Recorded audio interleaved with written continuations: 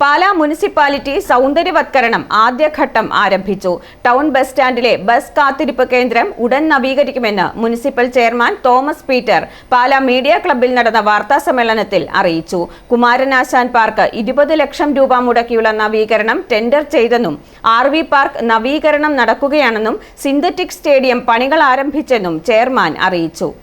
നഗര സൗന്ദര്യവൽക്കരണത്തിന്റെ ഭാഗമായി ജില്ലാ കളക്ടറുടെ അനുമതി വാങ്ങിയാണ് ടൗണിൽ വാഹനങ്ങൾക്കും യാത്രക്കാർക്കും തടസ്സം വരാത്ത രീതിയിൽ സൗന്ദര്യവൽക്കരണം നടത്തുന്നതെന്ന് chairman Thomas Peter Pala media ക്ലബ്ബിൽ നടന്ന വാർത്താ സമ്മേളനത്തിൽ പറഞ്ഞു.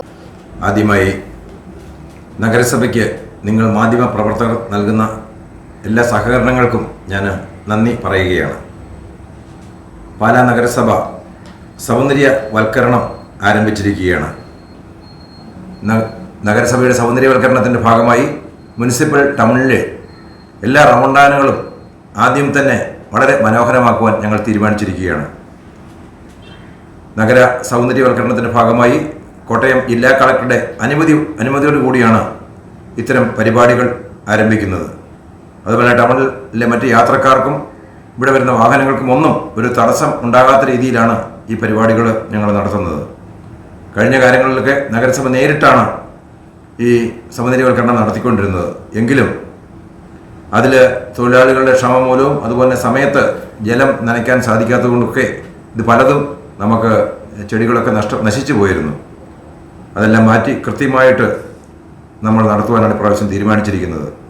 നമ്മുടെ പാലായിലെ പ്രശസ്തമായ പല സ്ഥാപനങ്ങളുടെയും സഹകരണത്തോടെയാണ് ഈ പദ്ധതി നമ്മൾ പൂർത്തിയാക്കാൻ ആഗ്രഹിക്കുന്നത്. അതുപോലെ രണ്ടാമതായി പാലാ ടൗൺ ബസ് സ്റ്റാൻഡിൽ തകരാറായ വെയിറ്റിംഗ് ഷെഡ് അത് വളരെ ഭംഗിയായി നവീകരിക്കുന്നതിന് അങ്ങനെ ഈ ബസ് സ്റ്റാൻഡിൽ വരുന്ന എല്ലാ ആൾക്കാർക്കും അത് വളരെ സൗകര്യപ്രദമായ രീതിയിൽ പ്രൈവറ്റ് പാർട്ടിസിപ്പേഷനോടുകൂടി നടത്തുവാൻ തീരുമാനിച്ചിരിക്കുകയാണ്. അങ്ങനെ ശുചീകരണത്തിന് പാലാ നഗരസഭ മുന്തിയ പരിഗണനയായി നൽകുന്നത്. ഹരിതകർമ്മസേനയുടെ പ്രവർത്തനം കൂടുതൽ വ്യാപകമാക്കും. നിലവിൽ പ്ലാസ്റ്റിക് മാത്രമാണ് എടുത്തിരുന്നെങ്കിൽ ഇപ്പോൾ ഉപയോഗമില്ലാത്ത മറ്റ് എല്ലാവിധ സാധനങ്ങളും ഈ വേസ്റ്റ് പോലെയുള്ള സാധനങ്ങളൊക്കെ വില കൊടുത്തെടുക്കുവാൻ നഗരസഭ തീരുമാനിച്ചിരിക്കുകയാണ്.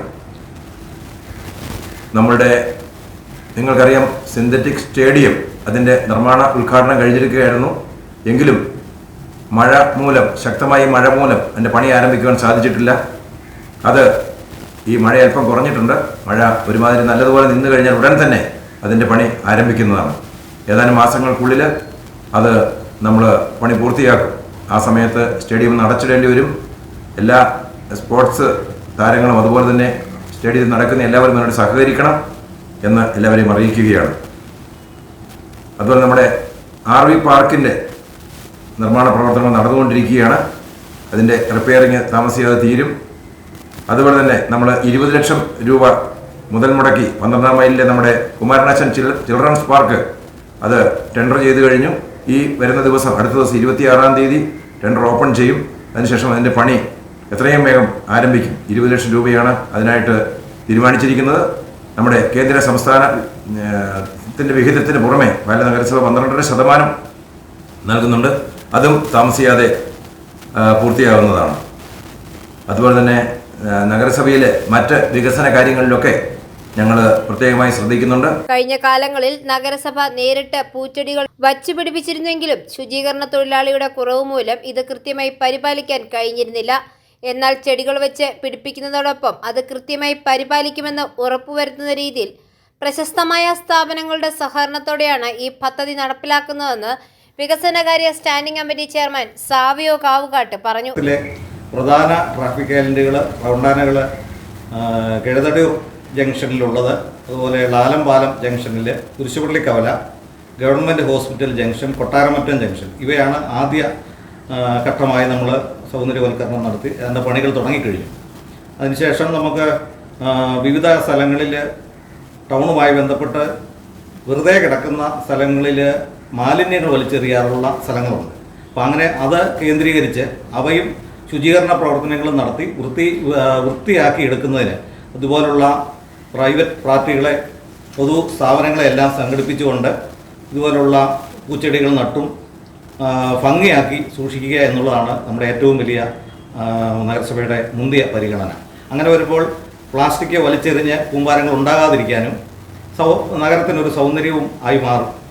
പൊതുനിരത്തുകൾ, റെസിഡൻസ് അസോസിയേഷൻ പോലെയുള്ള അല്ലെങ്കിൽ റോട്ടറി ക്ലബ്ബ് പോലെയുള്ള ക്ലബ്ബുകൾ, അസോസിയേഷനുകൾ എല്ലാം സംഘടിപ്പിച്ചുകൊണ്ട് പൊതുനിരത്തുകളിലും പച്ചപ്പ് വരത്തക്ക രീതിയിലുള്ള ചെടികൾ നട്ട് ഭംഗിയാക്കുന്നതിനും ഇതിൻ്റെ ഭാഗമായി നടപടികളുണ്ടാവും. പാലാ ടൗൺ ബസ് സ്റ്റാൻഡിലെ തകരാറിലായ വെയിറ്റിംഗ് ഷെഡും ഇതോടൊപ്പം നവീകരിക്കുമെന്നും ടൗൺ പ്രദേശത്ത് വെറുതെ കിടക്കുന്നതും ജനങ്ങൾ മാലിന്യം വലിച്ചെറിയാറുമുള്ള സ്ഥലങ്ങളും ഇതുപോലെ പൊതു പങ്കാളിത്തത്തോടെ അടുത്ത ഘട്ടം സൗന്ദര്യവൽക്കരിക്കുന്നതാണെന്നും സാവിയോ പറഞ്ഞു. ശുചീകരണത്തിന് പാലാ നഗരസഭ മുന്തിയ പരിഗണനയാണ് നൽകുന്നത്. ഹരിതകർമ്മസേനയുടെ പ്രവർത്തനം കൂടുതൽ വ്യാപകമാക്കും. നിലവിൽ പ്ലാസ്റ്റിക് മാത്രമാണ് എടുത്തിരുന്നതെങ്കിൽ ഇപ്പോൾ ഉപയോഗമില്ലാത്ത മറ്റ് എല്ലാവിധത്തിലുള്ള സാധനങ്ങളും ഇതുപോലെ ഉപേക്ഷിച്ച വേസ്റ്റ് വിവിധ നിരക്കുകൾ നൽകിയും നഗരസഭ സമാഹരിക്കും.